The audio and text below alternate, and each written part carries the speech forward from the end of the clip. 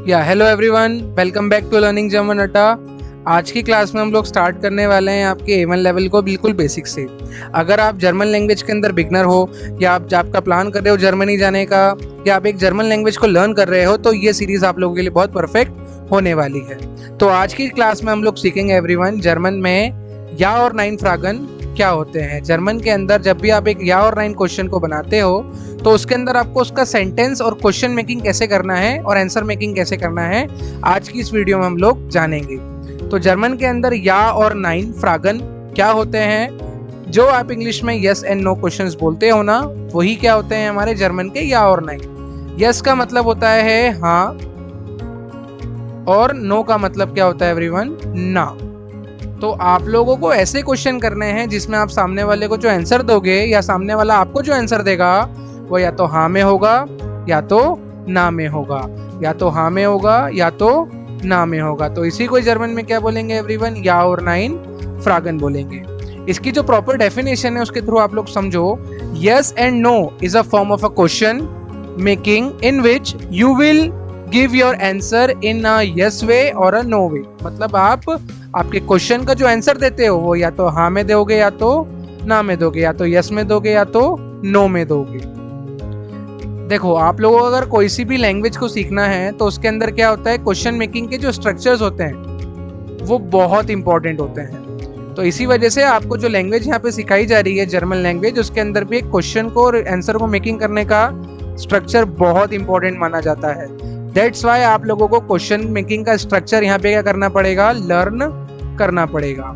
तो जब भी आप लोग एक यस एंड नो के अंदर क्वेश्चन मेकिंग करते हो, सबसे पहले यहाँ पे क्या आता है, conjugated form of the verb आती है। Conjugated form of the verb, सबसे पहले आपका क्वेश्चन स्टार्ट ही किससे होगा, एक conjugation form of the verb से स्टार्ट होगा। उसके बाद आपको क्या चाहिए, एक सब्जेक्ट चाहिए। उसके बाद क्या लगाओगे आपका सब्जेक्ट लगाओगे। लास्ट में क्या लगाओगे, एक ऑब्जेक्ट लगाओगे। लास्ट में क्या लगाओगे, एक ऑब्जेक्ट। और यहाँ पे थोड़ा ध्यान रखें, क्वेश्चन मार्क सबसे लास्ट में आता ही आता है। क्वेश्चन मार्क सबसे लास्ट में आएगा ही आएगा। इसके आंसर को देखेंगे। अब हमेशा ध्यान रखो, आंसर किस में दोगे, या तो हाँ में या तो ना में। तो यहाँ पे कितने फॉर्म ऑफ आंसर स्ट्रक्चर बनेंगे आपके, दो फॉर्म के। कैसे, एक यस में और एक नो में बनेगा। तो जब आप यस में बनाओगे सेंटेंस को तो थोड़ा ध्यान रखो, आपको जो अपना आंसर का जो आंसर स्टार्ट करना है वो किससे करोगे आप लोग, या, देन उसके बाद सब्जेक्ट, फिर उसके बाद वही conjugation form of the verb, और लास्ट में क्या आएगा आपका ऑब्जेक्ट, और लास्ट में बिल्कुल फुल स्टॉप आ जाएगा। उसके साथ में आपको नाइन में भी वही करना है। नाइन के अंदर नाइन से स्टार्ट करेंगे, सब्जेक्ट आएगा, conjugated form of the verb आएगी इधर भी, देन उसके बाद नेक्स्ट या काइंड का यूज करेंगे, और लास्ट में किसका यूज करेंगे आप लोग, आपके ऑब्जेक्ट का यूज करेंगे। लास्ट में किसका यूज करेंगे एवरीवन, ऑब्जेक्ट का यूज करेंगे। ठीक है, तो आप लोग अगर इस स्ट्रक्चर को लर्न कर लेते हो तो आई होप सो आपको कभी भी डिफिकल्टी एक लैंग्वेज के क्वेश्चन मेकिंग में और आंसर मेकिंग में यस एंड नो के साथ तो नहीं होने वाली है। तो आप लोग हमेशा ध्यान रखें, स्ट्रक्चर ऑफ या और नाइन फ्रागन is very important to making the question और आंसर इन या और नाइन फ्रागन। तो हम लोग अभी क्या करते हैं, थोड़ा सा मूव फॉरवर्ड करते हैं। यहाँ पे हम लोग कुछ मेकिंग एक्सरसाइज सीखते हैं एवरीवन यस एंड नो की। जर्मन के अंदर जब भी आपको एक यस एंड नो क्वेश्चन बनाना है तो उसके अंदर प्रॉपर उसकी मेकिंग सबसे इंपॉर्टेंट होती है। तो मैं आपको कुछ एग्जांपल्स के थ्रू समझाऊंगा एवरीवन कि जर्मन लैंग्वेज के अंदर आपको यस एंड नो क्वेश्चन कैसे बनाने होते हैं। सपोज करो आपको क्वेश्चन किसी ने करा, कॉम्स्ट डू हॉइटे। कॉम्स डू हॉइटे का मतलब क्या हुआ एवरीवन, आप आज आ रहे हो। तो हमेशा ध्यान रखें, आपका क्वेश्चन स्टार्ट किससे हुआ है, conjugated form of the verb से। उसके अकॉर्डिंग आपको सब्जेक्ट लगाना पड़ता है और उसके अकॉर्डिंग क्या आएगा अपना, वो टाइमिंग सेक्शन होता है। टाइमिंग तो आप कुछ भी बोल सकते हैं, टुडे, टुमारो, ये सब आपके ऊपर डिपेंड करेगा, आपके कॉन्टेक्स्ट पे जो आप सामने वाले से पूछना चाहते हो।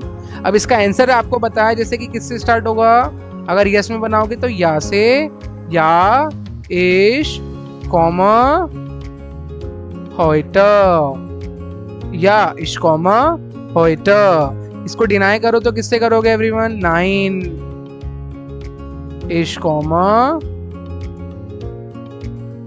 हॉइटे next, no I am not coming today. क्या तुम आज आ रहे हो, हाँ मैं आ रहा हूँ। जब इसको डिनाई करेंगे तो क्या बोलेंगे एवरीवन? नहीं, मैं नहीं आ रहा हूँ। तो nine ich komme heute nicht। और क्वेश्चन मेकिंग करते हैं, चलो। जैसे यहाँ पे और क्वेश्चन मेकिंग करते हैं आप लोगों के लिए, जैसे hast du Zeit। Zeit का मतलब क्या हुआ एवरीवन? टाइम हुआ। Zeit का मतलब क्या होता है?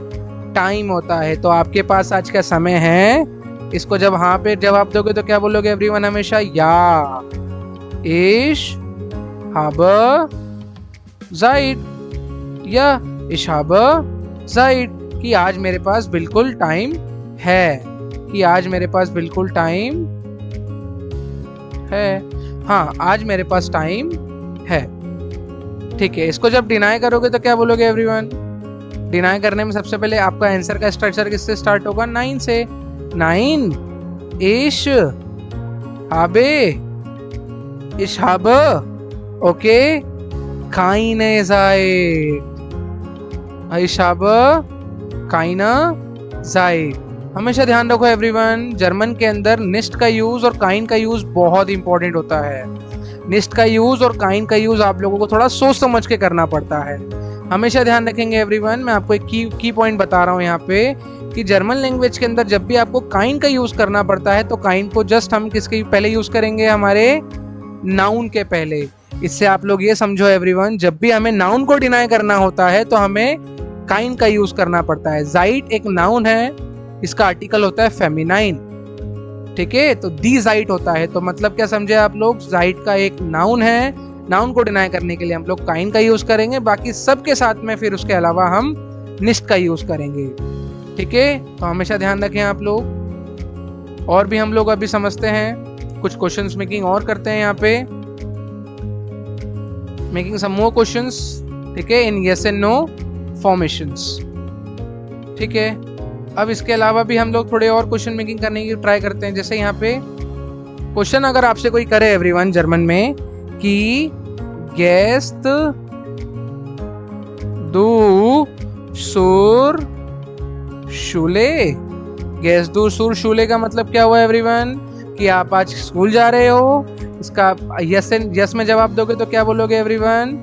या इश गेहे, या इश गेहे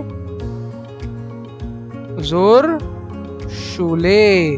yes yes, I am going for the school. हाँ, मैं स्कूल जा रहा हूँ। जब इसको नाइन करेंगे तो क्या बोलेंगे? नाइन इश गेहे नेस्ट सुर शूले, कि नहीं मैं आज स्कूल नहीं जा रहा हूँ, नहीं मैं आज स्कूल नहीं जा रहा हूँ। और देखते हैं एवरीवन, जैसे और सेंटेंस मेकिंग कैसे करेंगे। आपसे अगर कोई पूछे कि wohnen Sie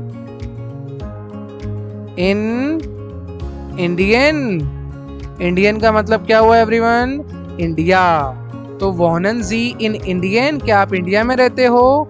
तो इसका जवाब दो, हाँ मैं इंडिया में रहता हूँ। तो क्या बोलेंगे एवरीवन? या इश, इसके साथ ई एंडिंग आती है, wohne in इंडियन, कि हाँ हाँ बिल्कुल मैं इंडिया में ही रहता हूँ। जब इसको आप डिनाई करोगे तो क्या बोलोगे? नाइन इश wohne nicht in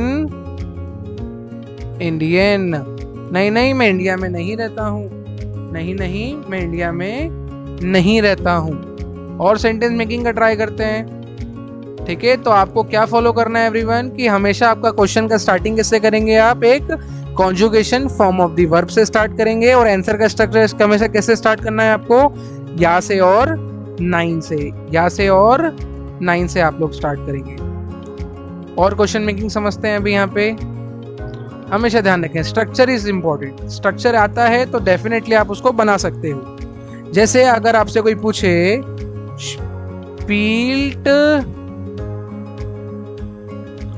स्पील्ट Maria football, football का मतलब क्या हुआ एवरीवन? फुटबॉल। तो स्पील्ट मारिया फुटबॉल, क्या मारिया अभी फुटबॉल खेल रही है क्या? बोलो हाँ खेल रही है। या मारिया, मारिया हमारी थर्ड पर्सन है, थर्ड पर्सन शी, शी के साथ में आप लोग क्या यूज करोगे? हमेशा टी एंडिंग यूज करोगे। या मारिया स्पील्ट फुटबॉल, हाँ हाँ वो बिल्कुल एक फुटबॉल खेल रही है। जब आप इसको डिनाई करोगे कि नहीं नहीं मारिया फुटबॉल नहीं खेल रही है, तो क्या बोलोगे? 9 मारिया स्पील्ट काइनन फुटबॉल। अब फुटबॉल भी एक नाउन होती है, मैंने आपको सभी को अभी बताया। जब भी एक नाउन को डिनाई करोगे तो काइन का यूज हम लोग करते हैं। जब भी आप लोग एक नाउन को डिनाई करेंगे तो हमेशा किसका यूज करेंगे एवरीवन? काइन का यूज करेंगे। कि 9 मारिया स्पील्ट काइनन फुटबॉल, कि मारिया फुटबॉल नहीं खेल रही है, मारिया फुटबॉल नहीं खेल रही है। और बना के देखते हैं, जैसे कोई अगर आपसे करे क्वेश्चन कि ओके जिंड जी इन जयपुर, जी जिंड इन जयपुर। ओके इसका मतलब क्या? जिंड का मतलब आर होता है, हेल्पिंग वर्ब है, तो जी के साथ में जिंड ही आता है। जिंड जी इन जयपुर, क्या आप लोग अभी जयपुर में हो? इसको अगर यस करना है तो क्या बोलेंगे? या। ओके या इश बिन, इसके साथ हमेशा बिन ही आएगा हेल्पिंग वर्ब में। इन जयपुर, हाँ हाँ बिल्कुल मैं भी जयपुर में ही हूं। जब इसको डिनाई करेंगे तो क्या बोलेंगे? 9 इश बिन निस्ट इन जयपुर। नहीं नहीं मैं जयपुर में अभी नहीं हूं, नहीं नहीं मैं जयपुर में अभी नहीं हूं। एक लास्ट और हम लोग ट्राई करके देखते हैं एवरीवन। आप आई होप सो आपको वीडियो थोड़ी समझ में आई है। यहाँ पे थोड़ा सा आपको समझना है कि क्वेश्चन का स्ट्रक्चर हमेशा आपको एक conjugation form of the verb से करना है। जैसे नेक्स्ट अगर आपसे कोई क्वेश्चन करे राइस्ट दू गेर्न, राइस दू गेर्न का मतलब क्या हुआ? Are you travelling good? अगर आपको बोलना हाँ हाँ मैं अच्छे से ट्रेवल कर रहा हूँ, तो क्या बोलेंगे? या इश राइज़ गेरना, या इश राइज़ गेरना। हाँ हाँ मैं अच्छे से ट्रेवल कर रहा हूँ, हाँ हाँ मैं अच्छे से ट्रेवल कर रहा हूँ। जब इसको डिनाई करेंगे तो क्या बोलेंगे एवरीवन? 9 इश राइज़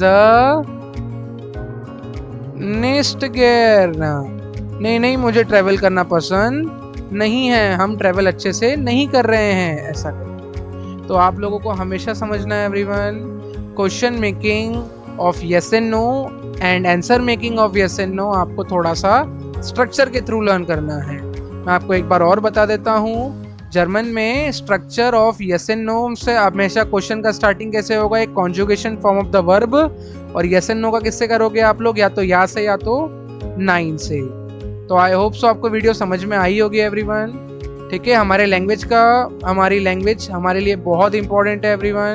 तो प्लीज़ इस चैनल पे आप लोग बने रहिए। हमारे चैनल का नाम क्या है एवरीवन? लर्निंग जर्मन अड्डा। ठीक है, हमारी जो नेक्स्ट क्लास होने वाली है वो हमारी मोडाल वर्ब के ऊपर होने वाली है। सो प्लीज़ फॉलो करो, सब्सक्राइब करो। Chews end of with